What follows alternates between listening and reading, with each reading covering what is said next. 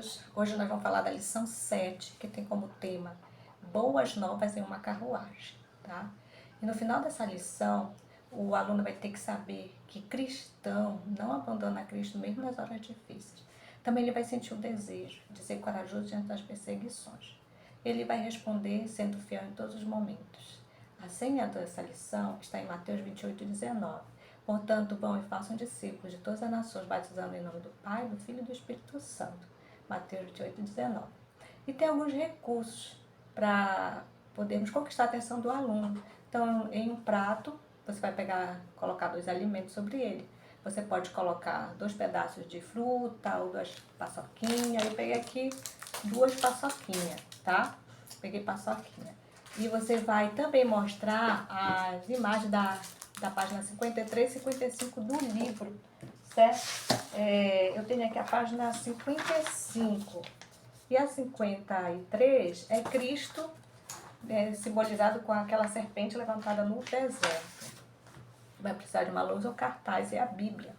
E uma cesta ou caixinha ou outro objeto, no caso eu peguei esse porta-lápis, para precisar também para esse trabalho, papel e caneta. Tá aqui o meu papel e minha caneta para distribuir para os alunos, tá bom? Bom, se você desejar, você pode pegar figuras ou cartazes para contar história, ou peça aos alunos que façam uma leitura dramatizada dos textos bíblicos. Para conquistar a atenção do aluno, você vai colocar o pratinho na mesa e com os dois itens, né, alimentícios. A minha é a paçoquinha. E um aluno vai ficar de um lado e o outro vai ficar do outro, um para frente do outro. E eles vão ter que pegar este alimento e colocar na boca. Só que tem um porém, eles não podem dobrar o braço, tá? Bom, quando a gente pega, a gente dobra. Então eles vão ter que comer esse alimento sem dobrar o braço. Eles vão tentar, mas não vão conseguir. O único meio de conseguir é ele pegando reto e dando na boca do outro, um na boca do outro. Você vai chamar várias duplas, depois que de várias duplas você vai ver que não vão conseguir, aí você dá a resposta. Qual o significado dessa dinâmica? Essa dinâmica mostra, né, que nós devemos vencer o egoísmo. O egoísmo. E quando vencemos o egoísmo e ajudamos o próximo, também somos beneficiados. Quem vence o egoísmo começa a pensar no bem dos outros e desapega das coisas para atender a necessidade dos outros. Então, quando fizemos isso, somos muito abençoados. E essa aula vai falar sobre isso. E pede para os alunos prestarem atenção, né? E ver quem venceu, qual foi o personagem que venceu o egoísmo e quem teve problemas com esse sentimento. Eles possam estar atentos, né, nessa lição. Então, continuando a nossa lição, nós vamos agora apresentá-la. E você observa, se caso todos os alunos tenham a lição, você vai distribuir os tópicos da lição entre eles. E vai formar-se duplas ou grupos. E dá um tempinho para que eles se preparem ou combinem isso durante uma semana. Se os alunos não tiverem lição, então você vai utilizar os textos. Bom, você vai perguntar para eles, você já notou que quando estamos com problemas, Deus sempre envia ajuda? Então, mostrar também que a igreja da época dos apóstolos, ela ficou com sérios problemas depois do apedrejamento de Estevão. Vai lembrar para eles a história de Estevão, que foi apedrejado. E quem ajudava nessa perseguição era Saulo, junto com os sacerdotes. Foi tempos difíceis, mas Deus não esqueceu seus filhos. E aí você vai lembrar para eles de Nicodemos, que foi conversar com Jesus à noite. Ele era membro do conselho dos judeus. E naquela ocasião, Jesus disse algo muito importante para ele, que está em João 3,14, que fala que da mesma forma como Moisés levantou a serpente no deserto, assim também é necessário que o Filho do Homem seja levantado. E vai mostrar a figura da serpente erguida por Moisés e explicar. Então, todo judeu sabia dessa história da serpente de bronze. Sabia que os israelitas haviam se rebelado contra Deus e por causa disso, Deus retirou a proteção e permitiu que as serpentes venenosas viessem e morder o povo. E Moisés orou e para salvá-lo, ele falou que ele tinha que fazer uma serpente de cobre e fixar numa madeira, né? Uma vara grande, e quem olhasse seria salvo. E aí você vai mostrar depois a figura de Cristo crucificado, porque Nicodemo não entendeu essa história. Mas quando ele viu Cristo crucificado e pendurado no madeiro, ele lembrou, o Espírito Santo lembrou das palavras de Jesus, que havia dito para ele. Naquele momento ele reconheceu que ele estava o Salvador do mundo. Então, mais tarde, quando os sacerdotes judeus perseguiam e matavam os seguidores de Cristo, Nicodemos veio ajudá-los. Nicodemos, ele não se apresentou logo como oficialmente seguidor de Cristo antes de Cristo morrer, só depois. Mas antes ele ajudava a Jesus, ele atrapalhava os planos dos sacerdotes de matar. E depois que Jesus morreu, ele veio em socorro dos discípulos e ele ajudou com seu dinheiro a proteger os discípulos, e ele dizia para eles: não desanime, continue pregando, vou ajudá-los. Ele era um homem muito rico e usou seu dinheiro para ajudar a igreja de Jerusalém. Assim como Nicodemos, tem muitas pessoas que querem ajudar. Eles ainda não assumiram, né? Mas quando a gente chegar até elas, dando um bom testemunho, falando do amor de Cristo, Cristo vai fazer uma obra em seu coração e elas virão ao nosso encontro para nos ajudar, porque isso que aconteceu dos discípulos serem perseguidos e testemunharem, nós vamos também fazer isso. E mais muitos virão ao nosso socorro. Então diz aqui que muitas pessoas, a maioria das pessoas gosta de ir a uma igreja onde há muitas pessoas, não é isso? Você gosta de ver a igreja cheia, não gosta de ver aquele pouquinho de pessoas. Mas esse não é o plano de Deus. Quando Jesus falou, antes de Jesus subir ao céu, ele falou para os discípulos que eles seriam as testemunhas em Jerusalém, Judéia, Samaria e até nos lugares mais distantes da terra. Mas a igreja cresceu e os discípulos se acomodaram, ficaram só lá em Jerusalém. Por isso que Deus permitiu a perseguição, porque com a perseguição eles começaram a se espalhar para vários lugares. Às vezes somos como os primeiros discípulos, gostamos de ficar na igreja em que frequentamos. Como ali há muitas pessoas que conhecemos, nos sentimos confortáveis. Mas Jesus quer que os crentes se espalhem e formem novos grupos e igrejas, tá vendo, crianças? Outra pessoa importante que saiu para espalhar o evangelho foi o diácono Filipe. Ele era o 7º diácono. Ele também foi perseguido em Jerusalém e viajou para Samaria. E aí você vai mostrar, né, a região de Samaria. Lá os samaritanos, eles eram inimigos dos judeus. Tinham profundo ódio. Mas quando Filipe chegou lá, esse muro de separação ele estava derrubado. Porque lembra do encontro de Jesus com a mulher samaritana? Pois é, ela pregou o evangelho e os samaritanos lá ouviram Jesus por vários dias e ficaram acessíveis à mensagem. Então, mas agora, muitos crentes se mudavam para Samaria e sentiam protegidos dos sacerdotes e líderes judeus. Então, com a perseguição, muitos judeus foram para Samaria e lá eles ficaram residência. Então você vai pegar o quê? Pegar um cartaz, um quadro e vai colocar um muro, né? Uma linha. E depois que você fazer essa leitura, você vai apagar essa linha. E vai dizer que é maravilhoso ver o amor de Deus derrubando os muros que separam as pessoas.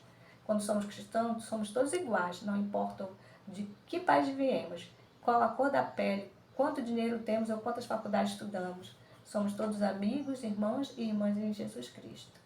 Então, lá em Samaria, também morava um homem chamado Simão. Ele era um instrumento de Satanás que enfeitiçava o povo. Muitos samaritanos ouviram e diziam: esse homem tem grande poder de Deus. Mas depois que o povo ouviu Filipe, e muitos foram batizados em nome de Jesus, até o próprio Simão foi batizado. Ele andou com Filipe por um tempo e ficou surpreso com todos os milagres que ele viu Filipe fazer. Então, como Filipe tinha muito trabalho em Samaria, chamou Pedro e João para o ajudarem. Os apóstolos oraram para que os samaritanos recebessem o Espírito Santo. Depois de imporem as mãos sobre o povo, o Espírito caiu sobre eles. Simão viu como os apóstolos ergueram as mãos sobre o povo e os viu receber o Espírito Santo. Ele queria dar dinheiro aos apóstolos para que também pudesse fazer a mesma coisa. Então Simão ele ficou assim admirado, ele queria esse poder, ele queria pagar. Eu quero, quanto é que custa? Mas Pedro ficou indignado e falou umas palavras para ele, que está lá em Atos 8, de 20 a 24, você pede para algum aluno ler. E ele achava com isso que poderia o Espírito Santo ser comprado com dinheiro, mas o Espírito Santo é um presente de Deus para nós, é um presente para todos aqueles que estão dispostos a recebê-lo. E um dia o Senhor disse a Filipe, né, olha, apronte-se e vá para o sul pelo caminho que vai de Jerusalém até a cidade de Gaza. Olá, então nós vamos continuar a nossa lição. Nós vimos que Deus deu uma ordem para Filipe, né? Ele disse apronte-se e vá para o sul, pelo caminho que vai de Jerusalém até a cidade de Gaza. E Filipe, ele obedeceu, ele não questionou, mas ele obedeceu e foi aonde o Senhor havia mandado. Quando ele estava caminhando, ele viu uma carruagem e ele observou que dentro dela havia um homem muito importante.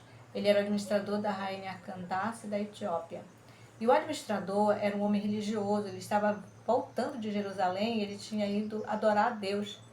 E enquanto o seu cocheiro conduzia a carruagem, o administrador ele lia o livro do profeta Isaías. E o Espírito Santo falou para Filipe, ó, chega perto da carruagem, acompanhe. Filipe obedeceu. E a Bíblia diz que Filipe correu, ele obedeceu a Deus bem depressa. Então, quando Deus mandar, né, a gente fazer alguma coisa para ele, nós devemos que obedecer rapidinho. Então, ele vai nos usar, assim como ele usou Filipe, para ajudar as pessoas de várias maneiras. Então, quando ouviu que o etíope estava lendo, Filipe perguntou para ele se ele estava entendendo o que ele estava lendo. E o homem respondeu, como é que ele ia entender se ninguém estava explicando para ele? Então, o homem pediu para Filipe, né, subir e se sentar ao lado dele na carruagem. E olha que coisa maravilhosa aconteceu, né? Então, você pede para os alunos abrirem a Bíblia em Atos 8 e ler de 32 ao verso 38. Cada um lê um versículo. E a palavra Esi, ela tem essa chama na letra I. Essa chama, ela simboliza o trabalho do Espírito Santo. Então, enquanto Filipe explicava as Escrituras, o Espírito Santo despertou um interesse enorme naquele homem. Era como se o coração dele estivesse ardendo de vontade de aprender mais.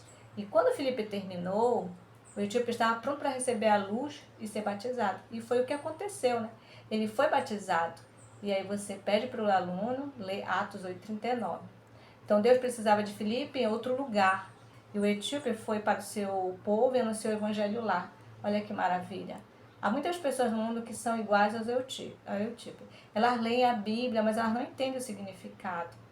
E com orações e lágrimas, elas oram para Deus enviar alguém para ajudá-las a entender o que elas estão lendo.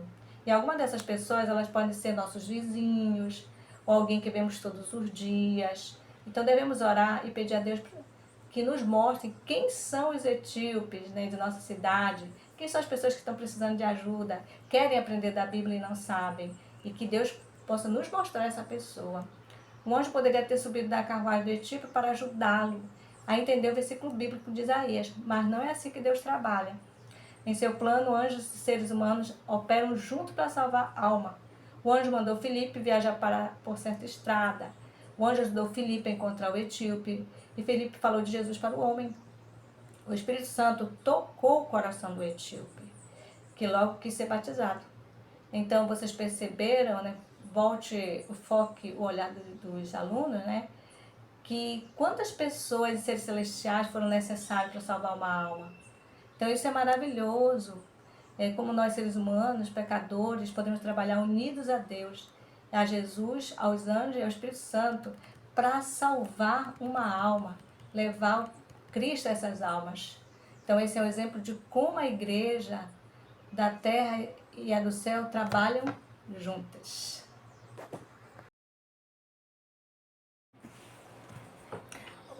Então nós vamos falar agora do revisando, tá? Revisando e aplicando. Pronto. Para revisar, você vai pegar os alunos e vai colocar eles em círculo, um do ladinho do outro, formando um círculo. Depois que você fizer isso, você vai pegar uma caixinha, eu peguei esse potinho aqui de lápis, vai colocar, escrever no papel as perguntas da lição e colocar aqui dentro. E aí você vai colocar a musiquinha da Ezi. E esse potinho vai passar de mão em mão. De mão em mão. E você vai parar a música. Você vai ficar de costas, enquanto isso eles vão passando de mão em mão. E aí você para. Quando a música parar e você olhar e o potinho ficou na mão de determinado aluno, então você vai, tira uma pergunta e esse aluno vai ter que responder, tá bom? É uma dinâmica bem interessante e também muito animada, certo? Bom, no aplicando, você vai pegar um pedaço de papel, nessa folha aqui você pode dividir em 4 partes, e também dar uma caneta para eles, se eles não tiverem o lápis. E você vai distribuir para cada aluno. E você vai fazer a seguinte pergunta, né? Olha, nós estudamos sobre a história de Simão e vimos que ele era muito ambicioso, egoísta e que ele queria ganhar dinheiro com o poder do Espírito Santo. E qual é o personagem nessa história que nós estudamos que venceu o egoísmo e o orgulho e se desapegou de seus bens? E eles vão responder, né? Nicodemos. Você diz sim, Nicodemos, ele ajudou a igreja. A igreja primitiva, quando ela estava sendo perseguida pelos sacerdotes e judeus. Então ele usou a riqueza dele para ajudar e espalhar as boas novas de salvação e se tornou um homem pobre, né, em bens do mundo, mas rico em bens espirituais. Então, você vai dizer para o aluno, né? Você está pronto para ajudar e divulgar o evangelho com o mesmo amor de Nicodemos? E aí, nessa folha que você deu para ele, ele vai escrever sim ou não.